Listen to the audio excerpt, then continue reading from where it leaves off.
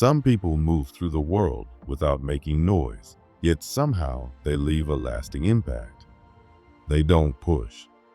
They don't explain themselves. They just pull back and everything around them shifts. People notice. They wonder. They start reaching out. That quiet disappearance holds more power than any dramatic exit. It isn't about being mysterious. It's about recognizing the strength in your absence and how deeply people feel it when they can no longer access what they once took for granted. This isn't about playing mind games or manipulating others. It's about learning how human nature works. The truth is, we begin to value things more when they're no longer easily available. When something or someone is always present, we stop seeing it as special. It becomes normal, expected. And slowly, we stop appreciating it, not because we're cool, but because familiarity dulls attention. The same thing happens in relationships. If you're always the one who replies immediately, who shows up first, who gives and gives, people get used to it. They don't even mean to take you for granted, but they do. You become the person who will always say yes, always answer the phone, always make space even when you're running on empty. And without realizing it, your constant presence becomes invisible. But when you stop, when you pause, when you hold your energy back, even just a little, something interesting happens. The silence speaks. Your absence creates tension, reflection. People begin to feel the difference. They wonder where you went, why you're quieter, what shifted.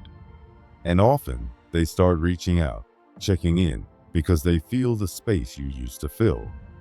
It's not about being cold. It's not about revenge. It's about self-respect. When you stop pouring out your time and energy without limits, the dynamic around you begins to change. The people who used to expect so much now start earning your presence again. The ones who took your kindness for granted begin to see its value. And most importantly, you begin to remember that your energy is not an unlimited resource. You have the right to pull back without explanation. You have the right to rest, to protect your peace, to say no. And not everyone will like that. Some people may even get upset when you stop performing, when you stop being endlessly available. But their reaction is not your responsibility. Your job is not to make everyone comfortable. Your job is to stay connected to yourself. There's a quiet kind of power in stillness, a power in not reacting, in choosing not to explain, not to argue, not to always be the one who keeps everything running. Because sometimes the most powerful thing you can do is nothing at all. To pause, to breathe, to simply not respond. And that's when you learn who really sees you and who only saw your function. Because let's be honest, not everyone in your life is connecting with your soul. Many are connecting with your habits, your patterns. They know when you'll say yes. They know you'll reply quickly. They know you'll fix things, smooth things over, keep the peace. But is that really connection? Or is it control? If someone knows exactly how to push your buttons to get a reaction, that's not love.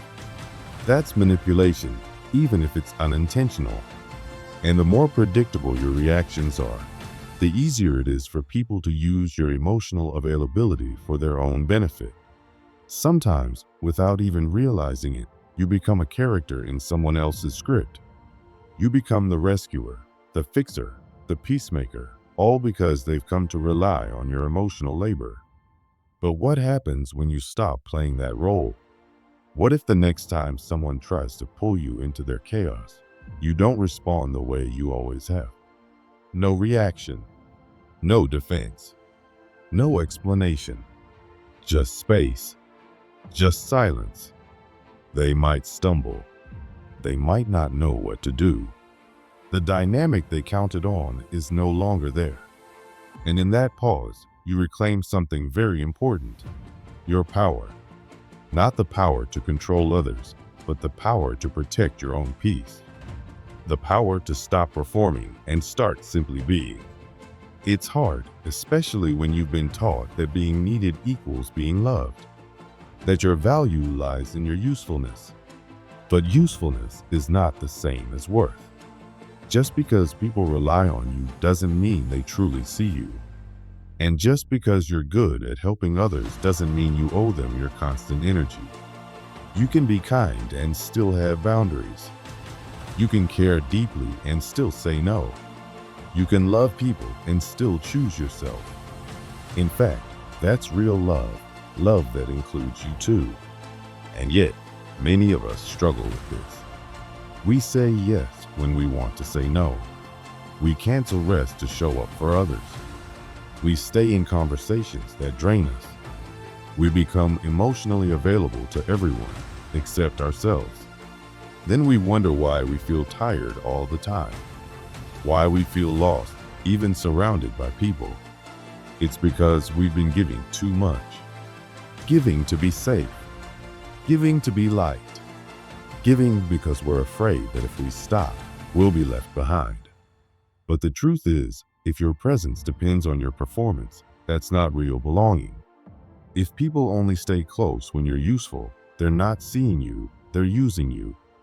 It starts small. A phone call you didn't want to take. A message you answered even though you were exhausted. A plan you agreed to when your soul just wanted quiet. One by one, those small choices add up. And suddenly, you're living a life that doesn't feel like yours anymore. You've become a version of yourself shaped by everyone else's needs. But you can choose differently. You can begin to pull your energy back. You can pause before replying. You can sit with your feelings instead of immediately fixing theirs. You can take a breath and ask, is this coming from love or fear? Am I choosing this, or am I just avoiding conflict? That's when things change. That's when you start reconnecting with your own voice, your real needs, your actual desires. And yes, it might shake things up. Some people might leave. Some might get uncomfortable. But that's okay. You're not here to live a life that pleases everyone. You're here to live a life that feels true to you. And the beautiful thing, when you start doing that, you'll attract people who honor your boundaries, who don't flinch when you say no, who don't demand explanations for your silence. They'll love the quiet parts of you, not just the giving parts. They'll see your rest as sacred, not selfish. Your energy is precious. Your time is sacred. Your presence is a gift, not a given. And when you treat it that way, others begin to treat it that way too. You stop being someone people reach for out of habit and start becoming someone they approach with respect. So if you're feeling stretched thin, if you're tired of always being on, give yourself permission to step back. You don't need to fix it all. You don't need to explain your silence. You don't need to always be the one who shows up. Let people adjust to the new version of you, the one with boundaries, with clarity, with peace. And if they can't, let them go. Because the people meant for you will not require you to lose yourself to keep them. They will meet you where you are, rested, whole, and finally free.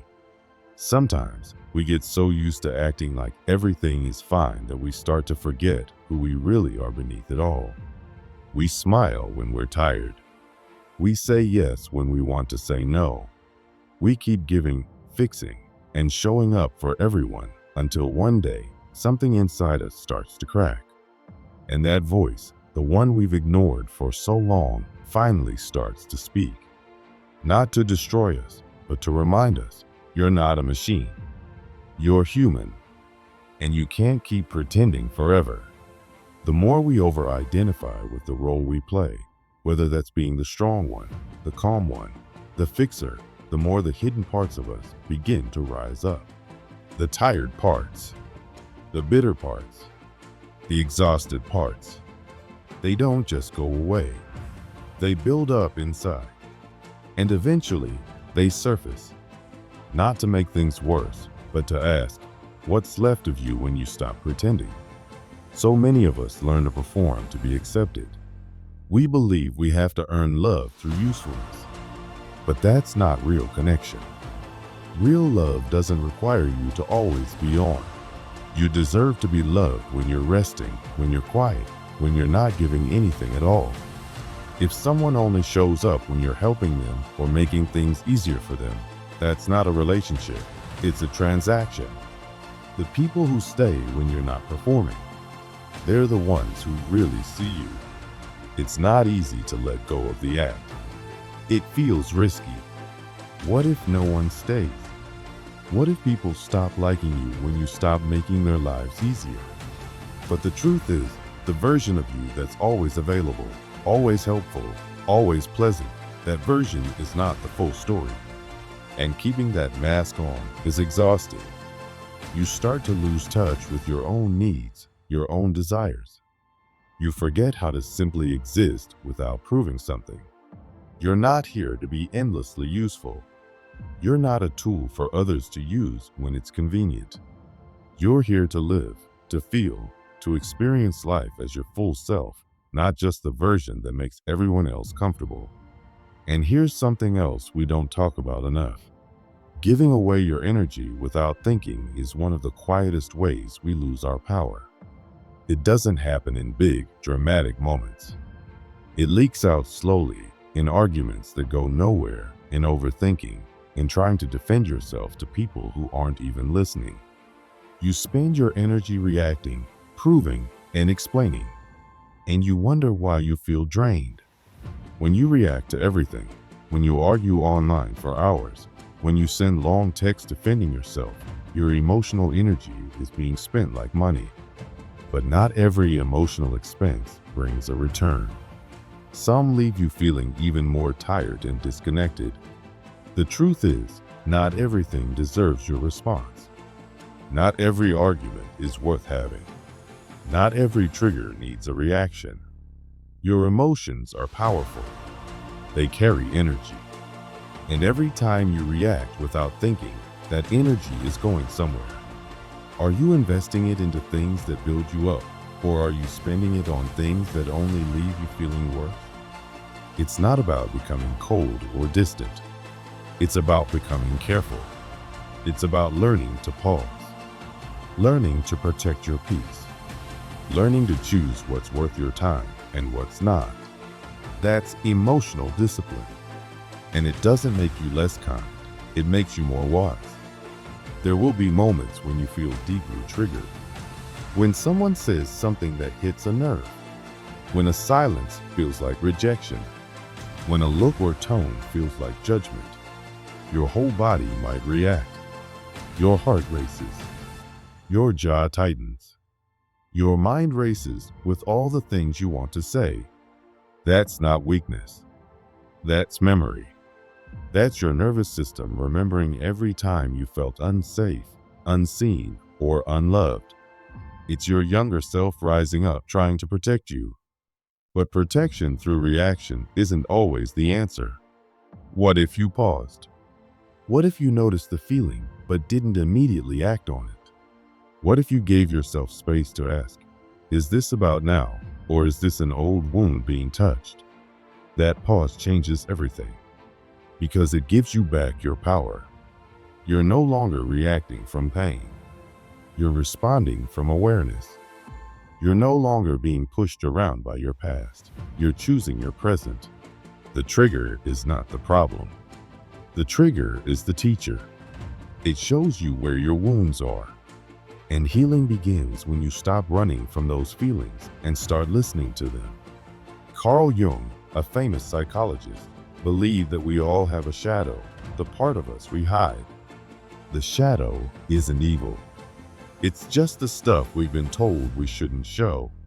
Anger, sadness, fear, need. These parts of us don't go away just because we bury them. They come out in other ways, through anxiety, outbursts, resentment. But if we face them, if we bring them into the light, they can actually help us heal. Facing your shadow means staying present when you're uncomfortable. It means sitting with a feeling instead of escaping it. It means asking yourself, what does this pain want me to know? That's hard work, but that's how you become whole. And when you stop reacting, you might feel strange at first. Quiet. Still. Like you should say something, do something. But that stillness, that's not emptiness. That's clarity. That's your real self, showing up without the noise. It's not easy, especially if you've spent years being the person others needed you to be. You learn to read the room. You learn to be helpful, polite, dependable, because that's how you survived. That's how you felt safe. But survival is not the same as living. When you start changing, when you stop saying yes to everything, some people won't like it. They'll say you've changed. They might even say you've become cold or selfish. But really, they're just uncomfortable with the boundaries they never had to face before. They miss the version of you that made their life easier. But that version of you, that wasn't the real you. That was the performance. And it's okay to let it go. You don't need to explain yourself to everyone. You don't need to argue with people who refuse to understand you. And you definitely don't need to keep showing up in ways that hurt you just to make others comfortable. Sometimes the most powerful thing you can do is nothing. Not respond. Not react. Just stay still. Let the storm pass. Let the feelings settle. And then decide what actually deserves my energy. Because when you stop reacting, you start choosing. You start leading with intention instead of impulse. And that's when you feel real freedom. Not freedom from pain, but freedom from being controlled by it. There's a quiet kind of power in not reacting. In watching someone try to provoke you and realizing they don't get to decide who I am. In standing in your truth even when it's misunderstood. In saying nothing, not out of fear, but out of peace. True power isn't loud. It's steady. It's unshaken.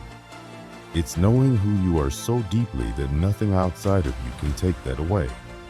And maybe the hardest part of all, realizing that sometimes people aren't seeing you, they're seeing their own projections, their expectations, their fears, their needs. And if you've spent your life being agreeable and adaptive, you probably became the perfect mirror. You became what they needed, not who you were. But you don't have to do that anymore. You don't have to carry everyone's expectations. You don't have to shrink yourself to be liked. You don't have to be everything to everyone. You just have to be you. Fully, honestly, without apology. And the ones who love you, really love you, they'll stay. Not for what you do, but for who you are. That's where connection begins. Not in performance, but in presence. So next time the trigger comes and the urge to react feels overwhelming, try something different. Pause. Breathe. Listen. Not to them. To you. To the part of you that knows. You are allowed to choose peace. You are allowed to protect your energy. You are allowed to walk away from anything that asks you to abandon yourself. This is not avoidance. This is not weakness. This is evolution. And you are allowed to evolve. There are moments in life when you realize that someone didn't really love you. They love their idea of you. Carl Jung talked about projection as something we do without even noticing. We take the pieces of ourselves we can't face, like our pain, our shame, or even our ideal dreams, and we project them onto other people. It's not something we do on purpose. It just happens. But when we don't recognize it, we can confuse being put on a pedestal with being truly loved. And that confusion can be dangerous. Being loved means someone sees you, all of you, and chooses you anyway. But projection? That's different. Projection is based on what someone needs, not who you are. It turns you into a character, not a real person. It doesn't set you free, it boxes you in.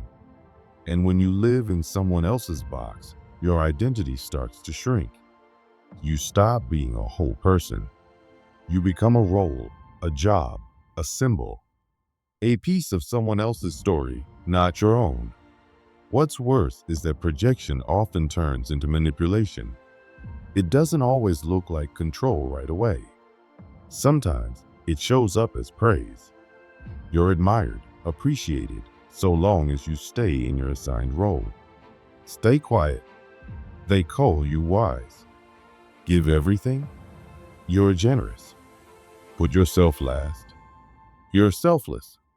But the moment you change, when you speak up, draw a boundary, or just want something for yourself, the tone shifts. Suddenly, you're not admired anymore. You're difficult, selfish, not who you used to be. The truth is, you haven't done anything wrong. You've just stopped playing along. This shift can feel terrifying. So much of our need for safety and connection comes from a desire to belong. And even false belonging, where people love you for the mask you wear, can feel safer than standing alone as your true self. So many of us fold. We retreat. We go back to playing the part, hoping to feel loved again. But there comes a breaking point. Usually, it follows emotional exhaustion. You hit a wall. You realize you're tired of performing. You're tired of shrinking. Tired of giving so much of yourself just to keep someone else comfortable. That's when something powerful happens. The mask starts to slip. You stop performing.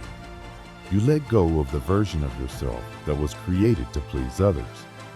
And yes, people will leave. But you won't. For the first time, you stay with yourself. This is when the projection starts to fall apart. Because for someone to manipulate you, they need to know how you'll respond. They need predictability. And when you stop being predictable, when you stop reacting the way you always did, they don't know what to do. Their control begins to weaken. You're no longer defined by guilt, no longer pushed by fear. You're no longer bending to fit into someone else's idea of who you should be. And to those who never truly saw you, this is confusing. It throws them off. But that confusion, it's a sign of growth. You are not here to play a part. You are here to be a whole person, to take up space, to be human, complicated, changing, and complete. This isn't about being rebellious or difficult. It's about reclaiming yourself. You don't need to be interpreted. You need to be witnessed, truly seen, not as someone's fantasy or tool or safety net, but as you. And those who can't do that, they were never really connecting with you anyway. So let the false roles fade away. Let the clapping stop. Let go of the version of yourself that existed just to make others comfortable. And in its place, allow something truer to rise. The version of you that doesn't bend out of fear. The one that values peace over performance. The one that's finally beautifully real. This is the start of true freedom. Silence plays a big role in that freedom. We're taught to speak up, to explain, to share everything. And yes, speaking your truth matters. But silence can be just as powerful, sometimes even more so. Because not every situation deserves your voice. Not every person deserves access to your inner world. Some people aren't listening. Some are only looking for confirmation of the story they've already created about you. When you speak to them, they don't hear you, they hear their projection. And when you react from emotion, from habit, from the need to be understood, you're still playing a role in their story. But when you choose silence, not out of fear, but from clarity, that story starts to collapse. Silence breaks the loop. It pulls the plug on the performance. And people don't know how to handle that. They expect you to fight back, to explain, to perform. When you don't, their story has no fuel. Their strategy has no target. They're left to face their own projections. That kind of silence is powerful. It's not avoidance. It's mastery. It's the decision to respond only from truth, not from programming or pressure. Because when you're always reacting, you're not really seeing. You're stuck in the moment. But when you pause, when you stay quiet, you begin to notice the game behind the words, the hidden motives, the emotional traps disguised as care. You begin to see clearly, not just others, but yourself. You notice your patterns, your triggers, your tendency to over-explain, to justify, to seek approval. You see how much of your energy has been spent trying to be understood by people who never really tried to understand you. That's when silence becomes your superpower. Not because it makes you mysterious, but because it makes you aware. It pulls you out of emotional survival mode and back into yourself. You don't need to win the argument. You don't need to fix the story. You only need to stop participating in the parts that drain you. The less you say, the more you see. The more you see, the less you react. And the less you react, the more you reclaim your time, your peace, your energy. This is what Jung called individuation, the process of becoming whole, of breaking away from the roles others placed on you and stepping into your full, complex self. And yes, you may be misunderstood. They might call you distant, cold, or stubborn. Let them.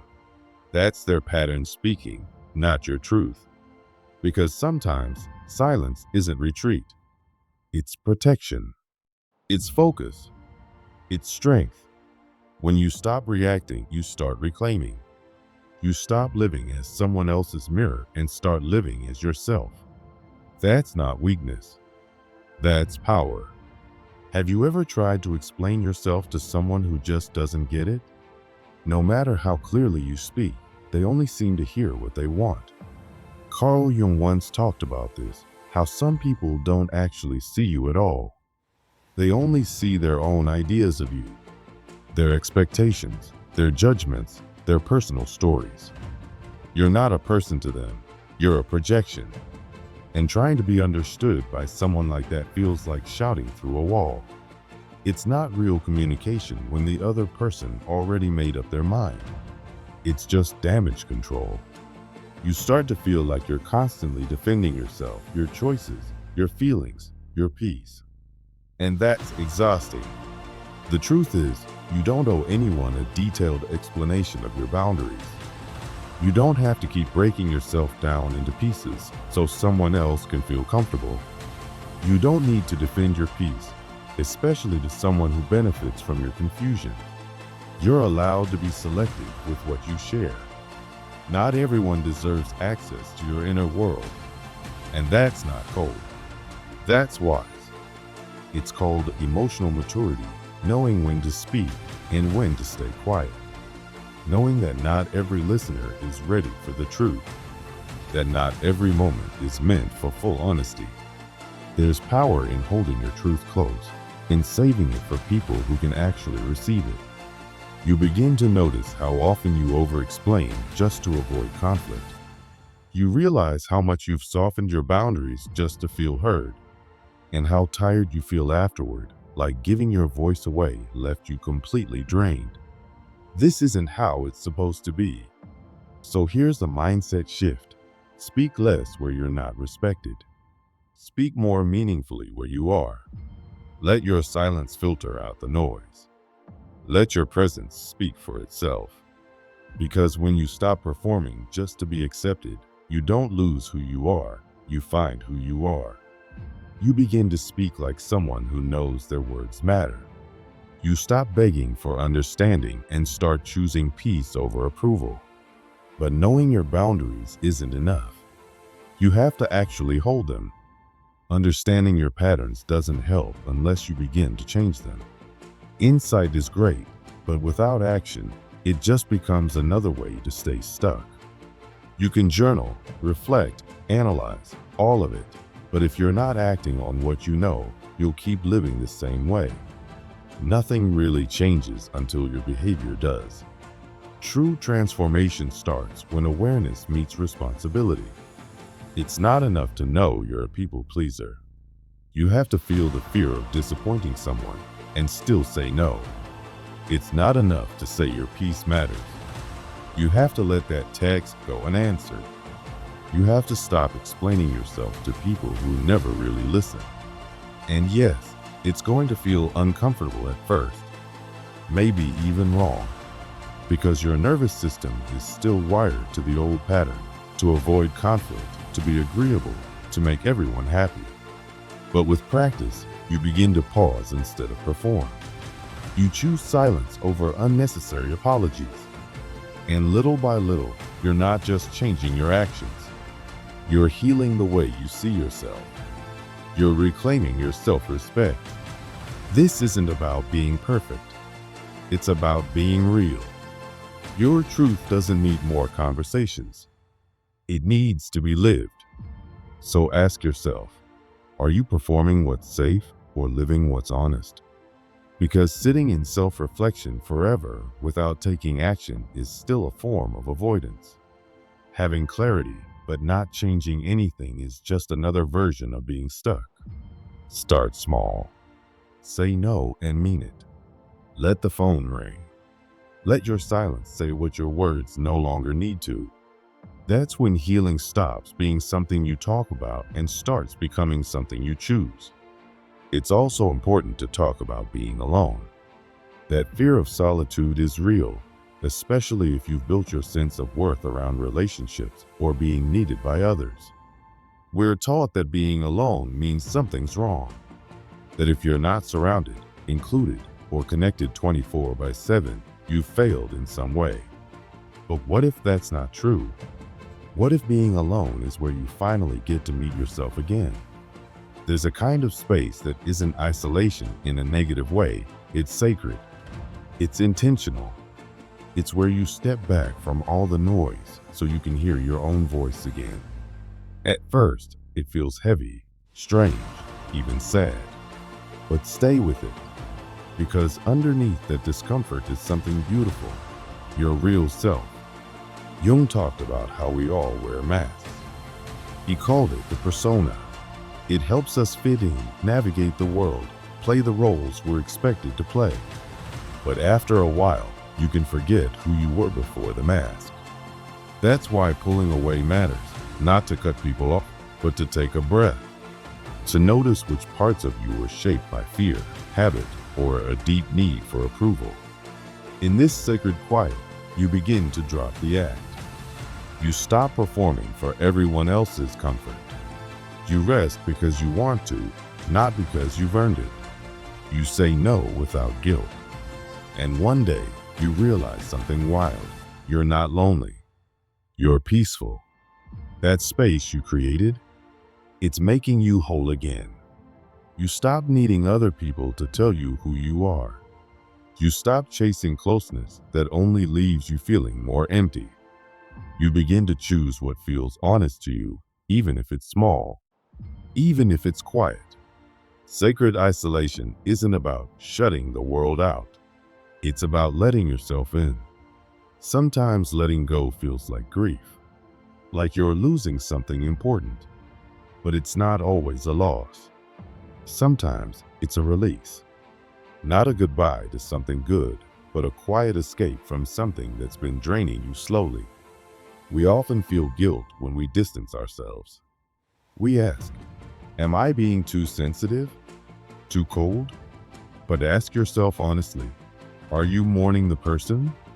Or are you finally detoxing from their chaos? Not every connection is healthy. Some are confusing. Some are addictive. Some make you feel like you're constantly walking on eggshells. You start managing their emotions, changing your behavior just to keep things calm.